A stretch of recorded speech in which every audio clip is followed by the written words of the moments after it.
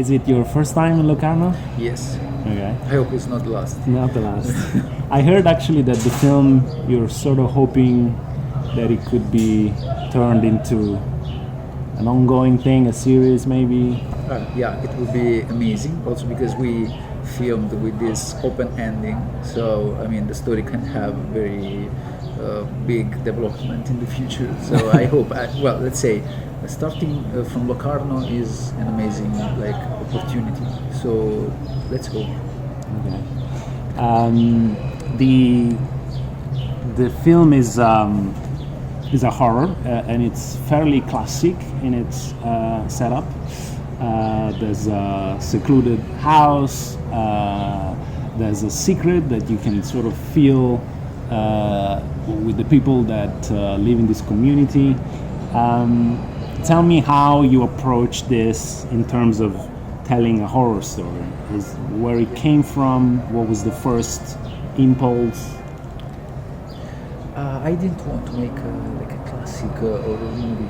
I wanted to not put in my story jump scares and monster faces suddenly in the frame. I wanted to tell something else. I wanted to talk about topics like the family, the relationships between mother and the son, and when you make a movie like this, it's a little bit more complicated to be on the topic of the, I don't know, like I was saying before, of the jump scare and things like classical movie things.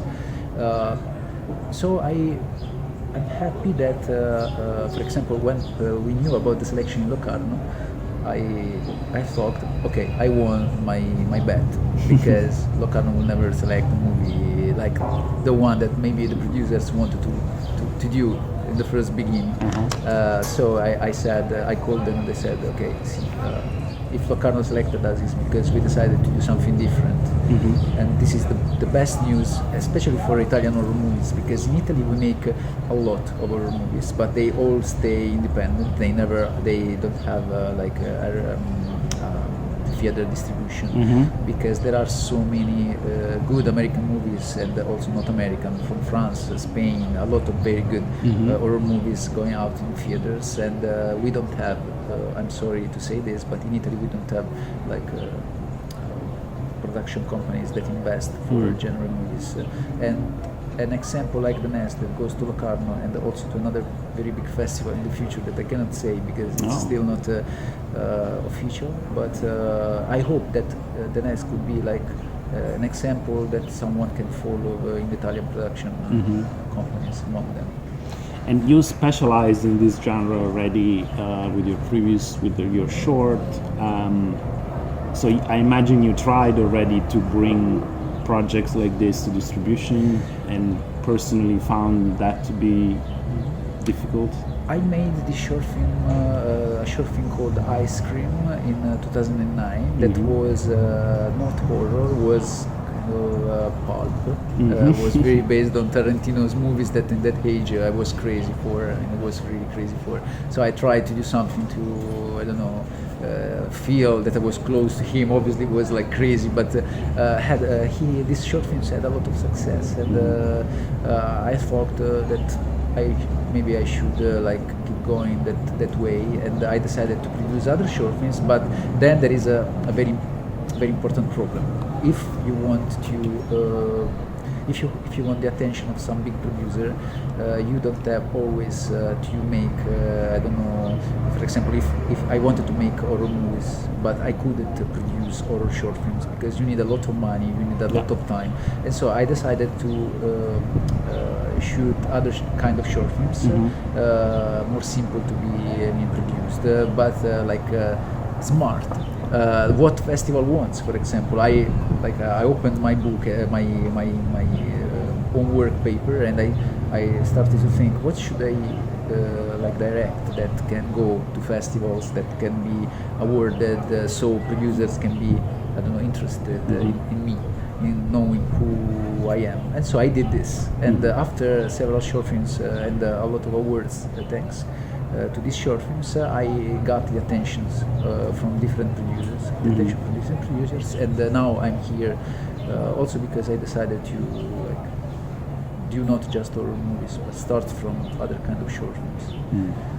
And I imagine, like, in doing a horror film like this, which is fairly, I would say it's fairly universal. It's there's obviously something about the type of place that you chose, this house, this villa, but it's also, it could be seen and easily translated abroad too.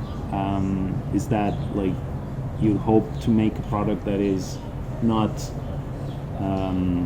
essentially Italian, but also something that is suitable for... Absolutely. I didn't want to make an horror movie for the Italian territory, for the market that we have there, that is very small. And I wanted to make an horror movie for the international market, and so I decided to choose a location that can make me reach that goal. I was watching that period, Haunting of Hill House on Netflix, and I was watching on that time the Haunting of Hill House on Netflix, and I was dreaming about having a location with that power, and so I started to search so incredibly hard the location around Europe. I went to UK, I went to France, I went to Spain, but then I found the location on Google.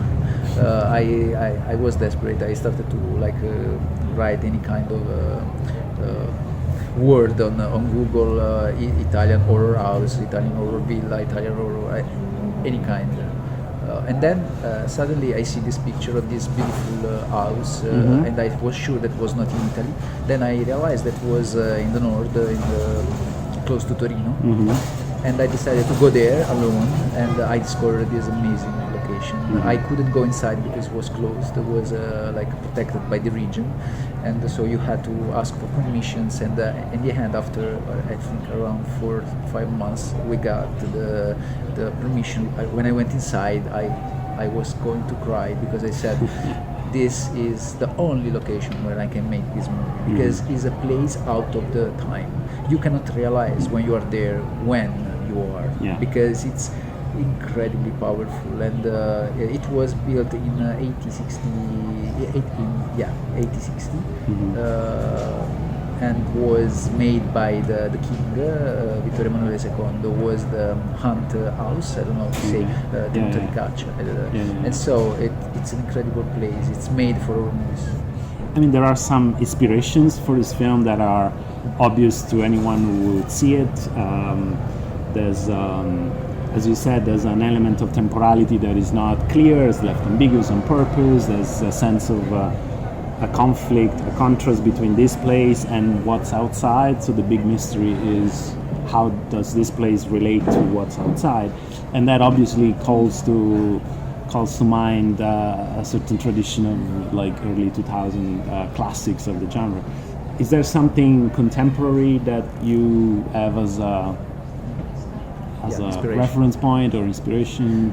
Yeah, for sure. I'm going to tell two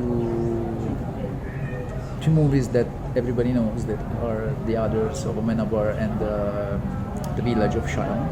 For sure, those are the two movies that inspired me most, for the atmosphere, for the location, for the relationship between the characters, for the characters itself. There is a lot of these two movies in the nest, but the movie is different, is completely different in the relationships, and also in the way you call this movie horror movie, because it's weird. But yesterday during an interview, a very famous Italian journalist said it's I will tell you before in Italian, and it's film horror per tutti. It's a horror movie for everybody, and this is weird, but he said it's the first movie that I see that is called horror movie that for real can be watched by everybody and still have in the end that effect that an horror movie leave when you finish to watch it. So I was very happy. You're right. I mean, even as I was watching it, because obviously I knew that it was a horror. You know, the materials that were available, your statements. Everybody knew that this was a horror, but actually I was wondering how much of what do you need to call this a horror, because for a long time in the film there's not that much. There's a sense of discomfort, there's certainly tension, but there's nothing truly horror.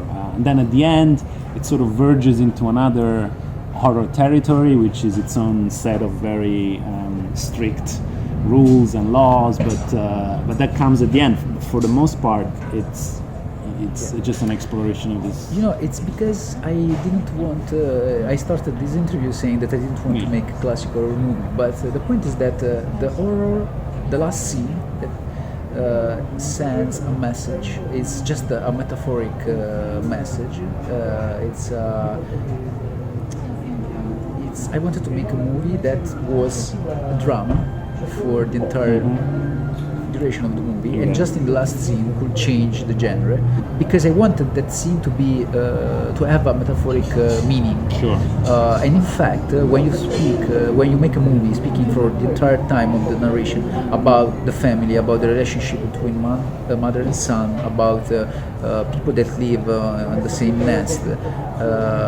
When you make a movie about the fear that a young kid has growing up, and then you present a final scene like that, it's I think kind of obvious the message that you want to send to the audience.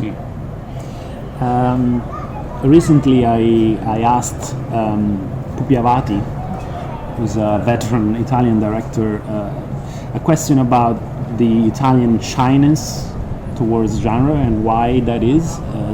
I mean, now, because we used to have a solid genre production, but in the last few decades that completely went away, and directors themselves seem to not even want to try.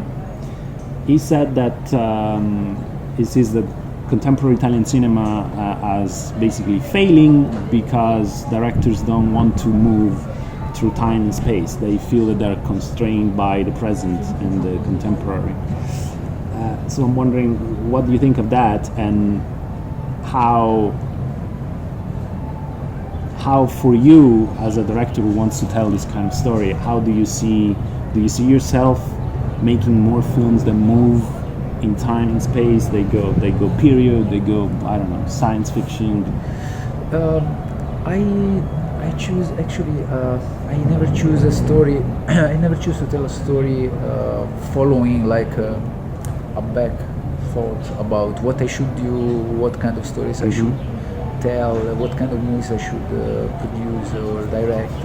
I always live the moment, and for example, I remember during I was working on The Nest, I was like always with this story in my mind that is completely different genre, completely different setup, everything. And I was thinking, fuck, this is exactly what I would spend my next years working on. And it's just something that comes to my mind suddenly because of an experience that I had, or like I'm watching a TV series on some platform that is affecting me a lot, and so I say, fuck, I want to do something like this. I really want to try to do something like this. I don't think I think that Pupi Avati is right to say what he said, but I have a different kind of way to plan my future projects. And another thing I thought about while watching the film is it made me think of a film I saw recently, another Italian horror. It's called Cruel Peter, and it was very interesting because it's again a standard horror story in the sense that, yes, I saw it in Taormina, and it's a story that grapples with Italian history. It's a story set in Messina in Sicily a century ago when the city was destroyed by a huge earthquake.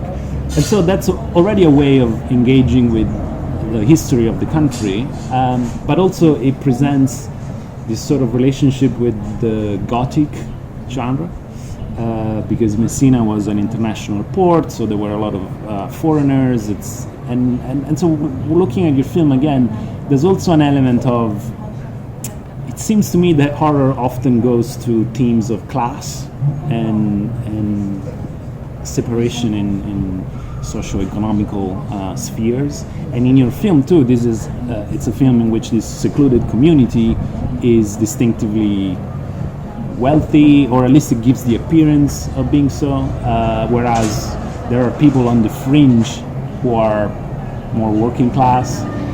and then there's a sense of, even in the names, like there's a sense of pushing towards a sort of sense of aristocracy.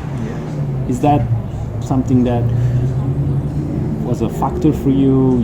Do you see specifically horror Italian cinema going to these themes? No, I Okay. never thought actually to these things. I just wanted to tell the story of this family, and without thinking, I'm honest, I wasn't thinking to these topics. I wasn't trying to put that kind of topic inside my movie. But what is interesting, what made you think about this? It's obvious the vision that I put it on the frame, like these costumes, the kind of scenography, made you think about this. But actually, think about the backstory of these characters. They are acting. They are for real acting, Sure. because it's a Truman Show. So they can create whatever world they want. They can find. They found during. I cannot spoil. I have to be very careful about what I say. But they found this house. They could find also a cabin in the wood, or they could find a building. They found this house, and inside this house they found something. They found these dresses. They found other things, and so they used these things to build that world. When I thought about shooting there instead of a cabin in the wood, I wasn't thinking to a world that I wanted to create. I was just thinking to something that I liked, that kind of Gothic style, that kind of location. I just started from there. I didn't start from a thought that was behind Sure. this. That's interesting, because the characters are themselves telling a story with these materials that they found. Well, I remember that I found this very important producer. His name is Gianni Nonnari. He produced a lot of very important movies. And he asked me, but why do you want to shoot this movie in that house? Why don't you shoot the movie like in a modern house? And I said, well, because I found that location and I'm crazy for the location. And he said, but I could produce the movie. I'm more interested if you go the modern house instead of the creepy, classic old villa. In that moment I was possessed by that location. I couldn't say yes even to, I don't know, Spielberg. I just wanted to make the movie in that location, no matter what. Okay, I see. It's interesting because, I mean, even the imagination that we have as storytellers goes to the places that made the culture what it is. So I find it interesting when we go back to ideas of like horror set in a Gothic context, because that's what, for us, it's a sort of a territory, an emotional territory that has been successful in the past. Absolutely. Okay, thank you. Thank you That's very it. much.